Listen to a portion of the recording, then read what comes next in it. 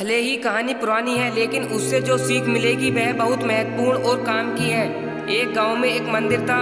उस मंदिर में एक पंडित काफी सालों से सेवा कर रहा था। हर दिन मंदिर की पूजा पाठ, साफ सफाई और अन्य काम पंडित करता रहता था। लेकिन पंडित दिल का अच्छा नहीं था। अपना जीवन उसने भगवान की सेवा में समर्पण कर रखा था। फिर भी इस पंडित में धन को लेकर काफी लालच था और इसलिए वह बहुत कंजूस भी था। त्योहार या उत्सव के समय पंडित को लोगों से काफी अच्छा धन मिलता था। कई लोग उसे काफी सारा पैसा भी देकर जाते थे। पंडित को सालों से मिलने वाला पैसा सोना और चांदी एक पोटली में जमा कर रखा था। कंजूस पंडित इस पोटली को हमेशा अपने पास रखता था। गांव के लोग कंजूस पंडित के स्वभाव को और उसके पास रखी धन की पोटली के बारे में अच्छे से जानते थे। पंडित अपनी पोटली पर नजर रखता था। एक बार इस गांव में एक चोर आया। लोगों ने उसे किसी तरह पंडित की उस धनावली पोटली के बारे में भी पता चल गया। चोर ने इस पोटली को चोरी करने का मन बनाया।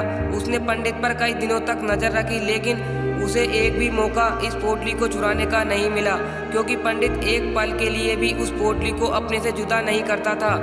चोर हार मानने वालों में से नहीं था। उसने एक योजना बनाई। चोर ने पंडित का शिष्य बनकर उस पोटली को चुराने का निश्चय किया।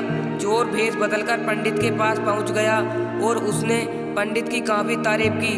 चोर ने पंडित के तारीफों के पुल बांधते हुए उससे कहा कि वह भी पंडित की तरह ही ज्ञानी और समझदार बनना चाहता है। उनके साथ रहकर पूजा पाठ और मंदिर के बाकी काम सीखना चाहता है। एक अनजान व्यक्ति के मुंह से अपनी इतनी इच्छा तारीफ सुनकर पंडित को बहुत अच्छा लगा और उसने अपना शिष्य स्वीकार कर लिया। अब वह चोर पंडित के साथ ही रहने लगा। जहाँ पंडित जहाँ भी जाता वहाँ चोर उसके साथ साथ जाता। पंडित का भरोसा जीतने के लिए चोर अब उसके अन्य निजी काम भी करने लगा, जैसे पंडित के कपड़े धोने की और पंडित के लिए खाने का इंतजाम करना। धीरे धीरे पंडित को उस चोर पर काफ़ी ज़्यादा भरोसा हो गया। एक दिन पंडित और चोर किसी दूसरे गांव जा रहे थे। वहाँ रास्ते में एक नदी के पास भी लोग ठहरे हुए थे। पंडित को नदी के पानी में नहाने की इच्छा हुई। पंडित ने अपनी धन की पोटली चोर के पास रखते हुए उससे कहा कि मैं नदी में नहाने जा रहा हूँ। चोर इतने दिनों से इसी मौके की तलाश में था।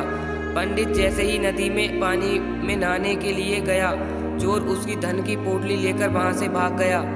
दोस्तों, हमें विश्वास करना चाहिए। विश्वास से ही दुनिया चलती है, लेकिन हमें किस पर विश्वास करना चाहिए यह महत्वपूर्ण बात है।